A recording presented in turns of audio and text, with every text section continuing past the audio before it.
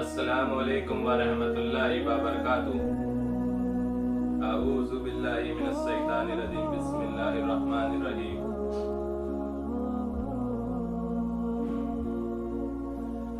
آج ہم پڑھیں گے حضرت ابو ذر غفاری کا اسلام۔ بسم اللہ الرحمن الرحیم۔ حضرت ابو ذر غفاری رضی اللہ تعالی عنہ مشہور صحابی ہیں جو بعد میں بڑے زاہدوں اور بڑے علماء میں سے ہوئے۔ حضرت علی کرم اللہ وجہہ کا ارشاد ہے کہ ابو ذر رضی اللہ تعالی عنہ ایسے علم کو حاصل کیے ہوئے ہیں جس سے لوگ عاجز ہیں، مگر انہوں نے اس کو محفوظ کر رکھا ہے۔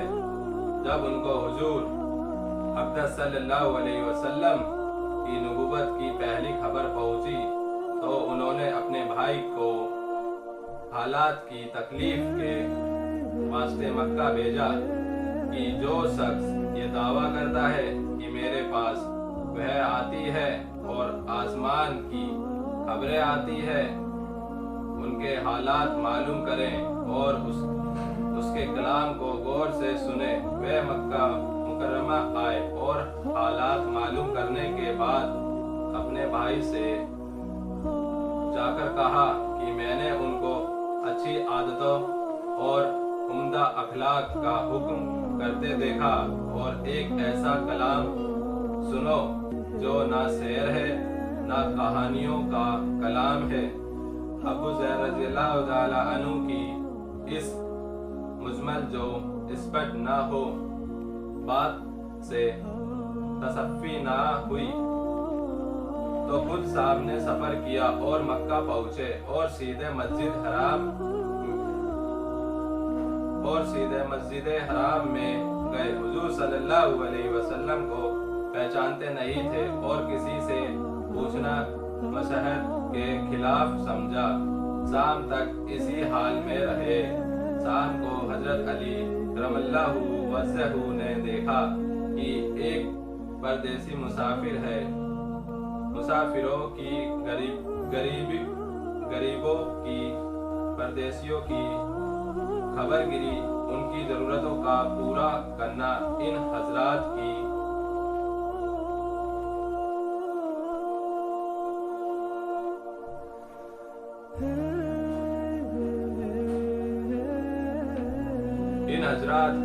گٹی میں پڑا ہوا تھا، اس لیے ان کو اپنے گھر لے آئے اور میزبانی فرمائی، لیکن اس کے پوچھنے کی ضرورت نہ سمجھی کہ کون ہو، کیوں آئے ہو۔ مسافر نے بھی کچھ ظاہر نہ کیا۔ صبح کو پھر مسجد میں آ گئے اور دن بھر اسی حال میں گزارا کہ خود پتہ نہ چلا اور دریافت کسی سے کیا نہیں۔ غالباً اس کی وجہ یہ ہوگی حضور صلی اللہ علیہ وسلم کے ساتھ دشمنی کے قصے بہت مشہور تھے۔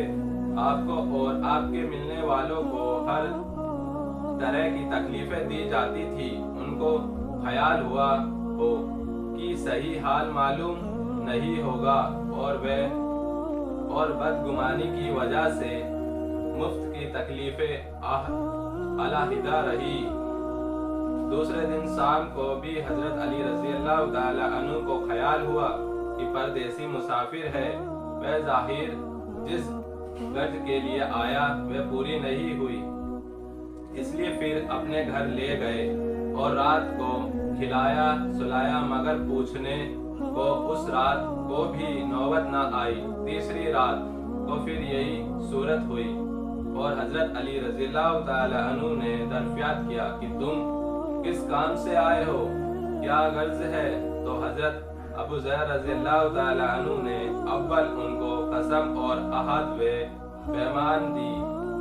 پیمان دیے اس بات کے کہ وہ صحیح بتائیں۔ اس کے بعد اپنی غرض بتائی۔ حضرت علی کرم اللہ وجہہ نے فرمایا کہ وہ بے شک اللہ کے رسول ہے اور صبح کو جب میں جاؤں تو تم میرے ساتھ چلنا، میں وہاں تک پہنچا دوں گا، لیکن مخالفت کا زور ہے، اس لیے اگر راستے میں مجھے کوئی ایسا شخص ملا جس سے میرے ساتھ چلنے کی وجہ سے تم پر کوئی اندیشہ ہو تو میں پیشاب کرنے لگوں گا یا اپنا جوتا درست کرنے لگوں گا، تم سیدھے چلے چلنا، میرے ساتھ ٹھہرنا نہیں جس سے تمہارا میرا ساتھ ہونا معلوم نہ ہو۔ چنانچہ صبح کو حضرت علی کرم اللہ وجہہ کے پیچھے پیچھے حضور صلی اللہ علیہ وسلم کی خدمت میں پہنچے، وہاں جا کر بات چیت ہوئی، اسی وقت مسلمان ہو گئے۔ حضور اقدس صلی اللہ علیہ وسلم نے ان کی تکلیف کے خیال سے فرمایا، اپنے اسلام کو ابھی ظاہر نہ کرنا، چپکے سے اپنی قوم میں چلے جاؤ، جب ہمارا غلبہ ہو جائے اس وقت چلے آنا۔ انہوں نے عرض کیا، یا رسول اللہ، اس ذات کی قسم جس کے قبضے میں میری جان ہے کہ اس کلمہ توحید کو ان بے ایمانوں کے بیچ چلا چلا کے پڑھوں گا۔ چنانچہ اسی وقت مسجد حرام میں تشریف لے گئے اور بلند آواز سے اشہد اللہ الہ الا اللہ و اشہد ان محمد رسول اللہ، میں گواہی دیتا ہوں کہ ایک اللہ کے علاوہ کوئی معبود نہیں، اور میں گواہی دیتا ہوں کہ محمد اللہ کے رسول ہے۔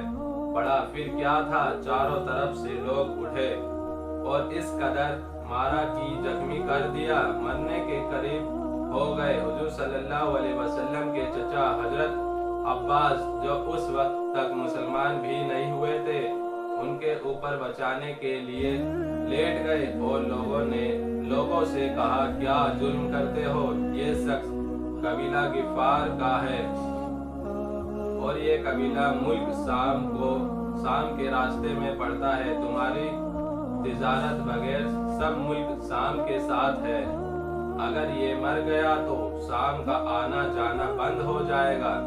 اس پر ان سب لوگوں کو بھی خیال ہوا کہ ملک شام سے ساری ضرورتیں پوری ہوتی ہے، وہاں کا راستہ بند ہو جانا مصیبت ہے، اس لیے ان کو چھوڑ دیا۔ دوسرے دن پھر اسی طرح انہوں نے جا کر آواز بلند کلمہ پڑھا اور لوگ اسی کلمے کے سننے کی تاب نہ لا سکتے تھے، اس لیے ان پر ٹوٹ پڑے۔ دوسرے دن بھی حضرت عباس نے اسی طرح ان کو سمجھا کر ہٹایا کہ تمہاری تجارت کا راستہ بند ہو جائے گا۔ فائدہ، حضور صلی اللہ علیہ وسلم کے اس ارشاد کے باوجود کہ اپنے اسلام کو چھپاؤ، ان کا یہ فعل حق ہے، حق کے اظہار کا بلبلہ جوش اور شوق اور غلبہ تھا کہ جب یہ دین حق ہے تو کسی کے باپ کا کیا اظہار ہے جس سے ڈر کر چھپایا جائے، اور حضور صلی اللہ علیہ وسلم کا منع فرمانا سبقت کی وجہ سے تھا کہ ممکن ہے تکالیف کا تحمل برداشت نہ ہو، ورنہ حضور صلی اللہ علیہ وسلم کے حکم کے خلاف صحابہ رضی اللہ تعالی عنہ کی یہ مجال ہی نہ تھی۔ چنانچہ اس کا کچھ نمونہ مستقل باب میں آ رہا ہے، چونکہ حضور صلی اللہ علیہ وسلم خود ہی دین کے پھیلانے میں ہر قسم کی تکلیفیں برداشت فرما رہے تھے، اس لیے حضرت ابو ذر رضی اللہ تعالی عنہ نے سہولت پر عمل کے بجائے حضور صلی اللہ علیہ وسلم کے اتباع، فریبی اور ترجیح دی۔